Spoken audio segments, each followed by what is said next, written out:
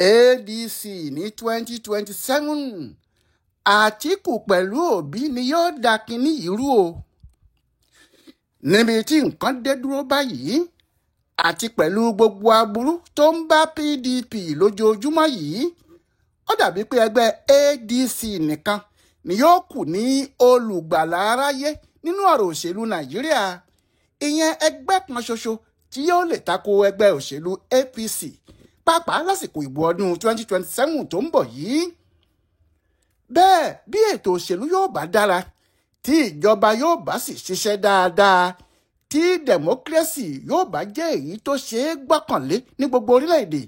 àfi kí ẹgbẹ́ òṣèlú tó bá ń ṣèjọba ní ẹgbẹ́ alátakò.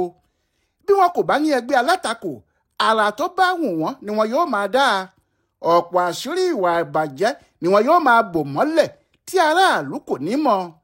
Ohun tí àwọn ẹgbẹ́ alátakò ṣe dáa fẹ́gbẹ́ òṣèlú tó bá ń ṣèjọba nìyẹn. Ohun tí àwọn ACN ṣe títí fún ẹgbẹ́ PDP nìyẹn. Ohun tí APC náà sì ṣe rèé tí wọ́n ń tú àṣírí àwọn PDP nígbà náà títí tí wọ́n fi gbàjọba lọ́wọ́ wọn. Ohun tí ẹgbẹ́ alátakò fi dá nìyẹn. Àti pàápàá jùlọ àwọn aráàlú yóò lè mú èyí tí wọ́n bá fẹ́ nínú ẹgbẹ́ òṣèlú méjì tàbí mẹ́ta. Ẹgbẹ́ PDP lọ̀pọ̀ ọmọ Nàìjíríà ti gbọ́kànlé tẹ́lẹ̀ pé wọn yóò wà nípò yìí àfi bí nǹkan gbogbo ṣe ń dàrú mọ́ àwọn náà lọ́wọ́. Ṣebí ẹ̀yin náà gbọ́ ohun tó ń ṣẹlẹ̀ sí wọn lọ́wọ́lọ́wọ́ báyìí, tí ọ̀rọ̀ ara wọn kò sì yé ara wọn, tí kò sì yé aráàlú pàápàá mọ́. Àwọn èèyàn mọ̀ pé ẹgbẹ́ náà ti kú àti pé mírẹ́kù nìkan ló kù tó lè gbé dìde, iṣẹ́ ìyanu látòkè wá. Àmọ́ ètò ìsìnkú tí wọn yóò lò láti fi bẹ́ẹ̀rì ẹ̀ bí ọ̀rọ̀ àwọn onígbàgbọ́, ètò ìsìnkú náà ló ti tún dàrú mọ́ àwọn bàbá ìsìnkú fúnra wọn lọ́wọ́ yìí o. Ìpàdé tí wọ́n fẹ́ ṣe láti mọ̀ bóyá àwọn ajókòó dìde yóò lè ṣiṣẹ́ ìyanu wọn níbẹ̀ tàbí pé kí àwọn dájọ́ ìsìnkú tààrà, ìpàdé náà ni ò fẹ́ ṣeé ṣe yìí o. Èyí tó sì burú ni pé àwọn aláṣẹ ẹgbẹ́ náà gan-an ni kò fẹ́ kí ìpàdé náà ṣeé ṣe. Bí ìpàdé yìí kò bá sì ti wáyé, òkú ẹgbẹ́ PDP làwọn èèyàn yóò gbé jáde láìpẹ́ jọjọ. Bí ọ̀rọ̀ ti jẹ́ báyìí ni pé ẹni tí wọ́n fi ṣe akọ̀wé ẹgbẹ́ náà, Sam Anyanwu, ti kọ lẹ́tà sáwọn agbófinró gbogbo. Lẹ́tà náà yóò sì bàyàn lẹ́rù téèyàn bá gbọ́ ohun tó wà nínú ẹ̀. Ọkùnrin náà ní gbogbo àwọn àgbààgbà ẹgbẹ́ PDP títí dórí àwọn gómìnà bíi Ṣèyí Mákindé, Ahmadu Fintiri, Adémọ́lá Adélékè àti àwọn bẹ́ẹ̀ bẹ́ẹ̀ fi orúkọ òun yíwèé. Ìwé tóun kò fọwọ́ sí ni wọ́n lòun sáyìn ẹ̀. Irú ìwé wo wà nìyẹn? Ṣé ẹ mọ̀ pé nígbàkigbà tí ẹgbẹ́ òṣèlú kankan bá fẹ́ ṣe ìpàdé gbogbogbò wọn ní Nàìjíríà, níbi tí wọn yóò ti yan àwọn apàṣẹ ẹgbẹ́ tàbí tí wọn yóò ti yan àwọn olóyè ẹgbẹ́ tuntun sípò ńláńlá, àwọn àjọ tó ń ṣètò ìdìbò INEC gbọ́dọ̀ rán aṣojú wọn lọ síbi ìpàdé náà kí wọ́n sì rí pé ohun gbogbo lọ déédéé níbẹ̀ bó ti yẹ kó lọ. Ṣùgbọ́n bí aṣojú INEC yóò bá wá sí irú ìpàdé bẹ́ẹ̀, alága àti akọ̀wé ẹgbẹ́ ni wọn yóò kọ̀wé sí wọn. Ìwé tí wọ́n bá kọ sí INEC ni INEC yóò tẹ̀lé láti lè wá síbi ìpàdé wọn. Alága àti akọ̀wé ni wọ́n gbọ́dọ̀ sáìn ìwé náà. Lẹ́yìn àwọn méjì yìí kò sẹ́ni tó tún lè pe INEC kí wọ́n wá. Bí INEC kò bá sì ti wá, kò sí ìpàdé kankan nìyẹn, nítorí kò ní sí àkọsílẹ̀ irú ìpàdé bẹ́ẹ̀ nínú ìwé tiwọn. Wọn kò sì ní gba orúkọ alága tàbí ẹnikẹ́ni tí wọ́n bá yàn níbi ìpàdé náà wọlé. Èyí tó tún lé níbẹ̀ ni pé alága nìkan kò lè dá buwọ́ lu ìwé yìí, bẹ́ẹ̀ ni akọ̀wé nìkan kò lè dá sáìn.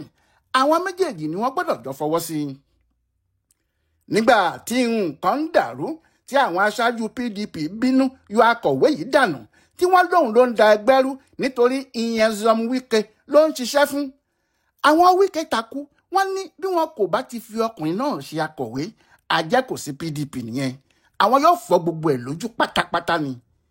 Bẹ́ẹ̀ ló sì jẹ́ gbogbo ohun tí PDP bá fẹ́ ṣe,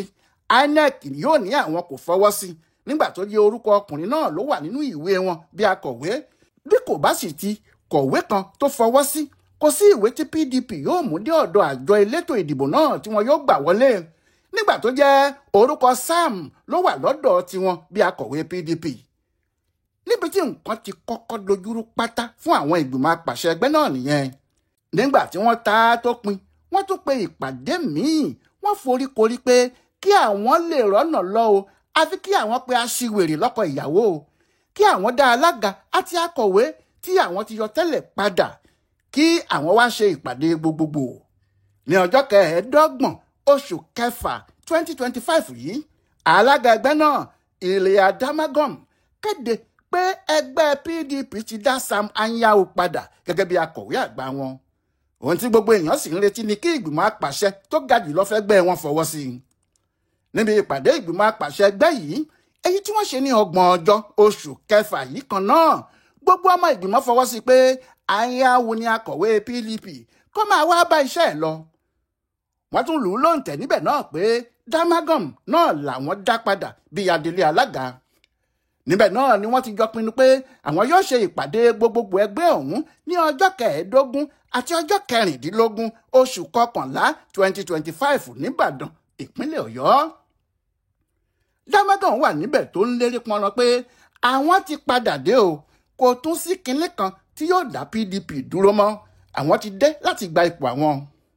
Anyanwu akọ̀wé yìí náà wà níbẹ̀ o tí inú ẹ̀ ń dùn ṣẹ̀kàn pé àwọn ti yanjú gbogbo ìṣòro ìpàdé gbogbogbò ẹgbẹ́ náà yóò sì mú dáadáa wá bá àwọn níbi ìpàdé yìí náà tí gbogbo àwọn gómìnà yìí wà ni wọ́n ti kọ̀wé sí INEC tí wọ́n sì ní àwọn fẹ́ ṣèpàdé àwọn ìyẹn ló ṣe ya gbogbo ayé lẹ́nu báyìí nígbà tí Anyanwu yìí padà wá jáde tó ní òun kò fọwọ́ sí ìwé ìpàdé náà wọ́n yí signation òun ni bí kò sì jẹ́ pé àwọn oní tẹlifíṣàn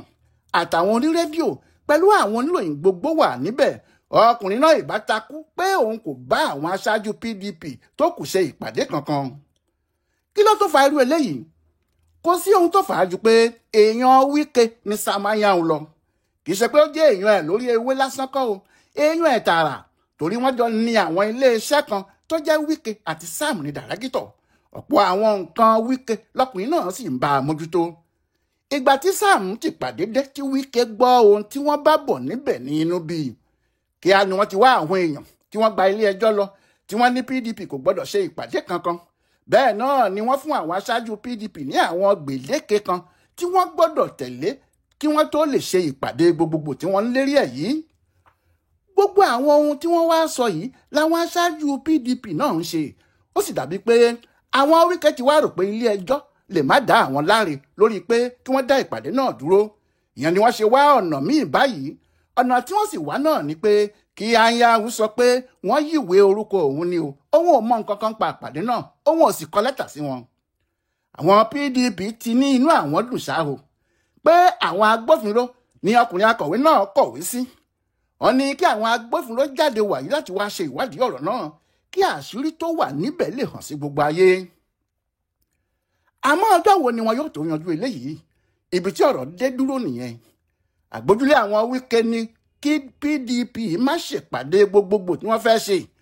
torí wọ́n nígbàgbọ́ pé tí ẹgbẹ́ náà bá fi lè ṣèpàdé yìí tí wọ́n yan alága àti akọ̀wé tuntun ọwọ́ Wike bọ́ kúrò nínú ọ̀rọ̀ PDP nìyẹn àwọn yóò sì lè ṣe ohun gbogbo tí àwọn bá fẹ́ ṣe bẹ́ẹ̀ Wike kò fẹ́ kí eléyìí ṣẹlẹ̀ rárá torí lára ohun tó fi ń ṣe agbára rèé lára ohun tó fi ń ṣọ̀rẹ́ Tinubu nìyẹn pé tí òun bá sì wà láyé tí òun wà láàyè PDP kò ní í gbérí wọn yóò sìnkú ẹgbẹ́ náà sí ìkóríta mẹ́ta ni bẹ́ẹ̀ ogun náà lè má jẹ́ ogun àjàyè fáwọn PDP nítorí Wike lówó ó lágbára kò sì sí ohun tó fẹ́ lásìkò yìí tí kò sí ní àrọ́wọ́tó ẹ nítorí Àbújá ní ilé agbára níbẹ̀ ni wọ́n ti ń pa á tí wọ́n ti ń kún un Wike tí a sì ń wí tá à ń sọ̀rọ̀ ẹ̀ yìí òun ni ọba wọn nílùú Àbújá ọba sì bá lórí ohun gbogbo ohun tí àwọn èèyàn ṣe wá ń rò pé bí ọ̀rọ̀ bá dà báyìí bí wọ́n bá léyìn ní ìlà aya sáré gba ìlàlà lọ bí PDP kò bá lè ṣe ẹgbẹ́ alátakò tó yanrantí kí àwọn yẹ ADC wò kí ẹgbẹ́ náà lè gba àwọn lọ́wọ́ àwọn àdánìkànjẹ tí wọ́n ń pè ní APC ṣùgbọ́n ẹni tí yóò dáṣọ fún ni àfi kéèyàn kọ́kọ́ wo ti ọrùn ẹ̀ o ẹgbẹ́ ADC náà ọmọ rí igba ni kò tí ì rí gidi jókòó bí a bá sì ti yọwọ́ Nasiru El-Rufai àti Raufu Arẹ́gbẹ́ṣọlá tí wọ́n fi tọkàntọkàn ṣiṣẹ́ àwọn ẹgbẹ́ náà àwọn tó kù níbẹ̀ kò fọkàn tán ara wọn Arẹ́gbẹ́ṣọlá àti El-Rufai ni wọ́n ń ṣiṣẹ́ lọ láì wẹ̀yìn àmọ́ bó bá jẹ́ ti Atiku Abubakar àti Peter Obi ni kálukú ń ṣọ́ ara wọn lọ́wọ́ lẹ́sẹ̀ ni àtakò tó sì wà láàrin àwọn méjèèjì ju èyí tó wà láàrin àwọn PDP fúnra wọn lọ. Àwọn èèyàn nígbàgbọ́ o pé tí kò bá sí ìjà èmi ni ìwọ kọ́ láàrin Àtíkù àti Òbí, tí àwọn méjèèjì bá lè fohùn ṣọ̀kan lórí ọ̀rọ̀ yìí, ọ̀gọ̀ọ̀rọ̀ èèyàn tílé ayé ti sú nínú PDP ni wọn yóò rọ̀ wá sínú ADC. Bẹ́ẹ̀ làwọn ọmọ ẹgbẹ́ míì pàápàá yóò kún wọn lọ́wọ́ tí wọn yóò fi lè di àràbà bí ìgbà tí APC bẹ̀rẹ̀ tiwọn náà níjọ́sí. Ṣùgbọ́n àwọn kan sọ pé ọ̀rọ̀ yìí kò sí lọ́wọ́ Peter Obi, lọ́wọ́ Àtíkù gan ni. Obi ti sọ ó sọ láìmọye ìgbà pé òun kò torí ohun méjì wá sínú ADC ju láti du ipò ààrẹ níbẹ̀ lọ. Bí òun ò bá ní lè dupò ààrẹ, òun ò ní wá o. Àtíkù rèé, òun náà ti lóun yóò du ipò ààrẹ, kò sì sí ọ̀nà míì tó sọ fáwọn èèyàn pé òun fẹ́ tọ̀ ju inú ADC yìí náà lọ. Àtíkù ní òun yóò lò sáà kan, Òbí náà lóun yóò lò sáà kan. Èyí túmọ̀ sí pé àwọn méjèèjì ló fẹ́ díje. Òbí kò ní í dúró níbi tí Àtíkù yóò bá ti díje nínú ìbò pámárì. Ó ti sọ pé òun ò ṣe. Àwọn tí wọ́n mọ̀ràn nídìí òṣèlú wa ń sọ pé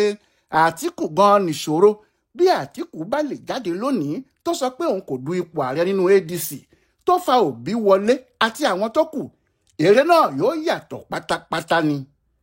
Àwọn yìí ní Àtíkù gan làwọn èèyàn gidi ń sá fún nínú ADC, torí wọ́n mọ̀ pé kò ní í ṣe kó má díje nínú ìdìbò abẹ́lé tí yóò wáyé,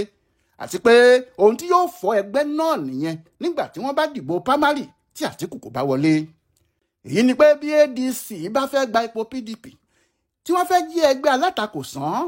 iṣẹ́ wà lọ́wọ́ àwọn àgbààgbà ẹgbẹ́ náà láti ṣe. Àmọ́ bó bá jẹ́ rọ̀bọ̀ rebe tí wọ́n ń ṣe nínú PDP yìí náà ni wọ́n tún kó wọnú ADC, àjẹ́ pé APC náà ló kù tí wọ́n gbádé fún nìyẹn. Fúnra wọn ni wọ́n gbéjọba fún APC kí wọ́n máa jayé ọlọ́ba lọ nìṣó ní tiwọn ni. Torí nínú ìgbẹ́ ọdẹ, kàkà kí ọmọdé ọdẹ pẹran ńlá, àwọn àgbààgbà tí wọ́n ti wà níbẹ̀ tẹ́lẹ̀ náà ni wọn yóò máa pa àpáyíká o. Ọláìwọlá Alága ló ṣe àkọsílẹ̀ ohun tó ń lọ nínú PDP àti ADC yìí wò fún Bùdó Àgbáyé fún àṣà àti ìṣe Yorùbá World Center nínú ọgbà Yunifásítì Ìbàdàn. A kú afẹ́rẹ́ òní o.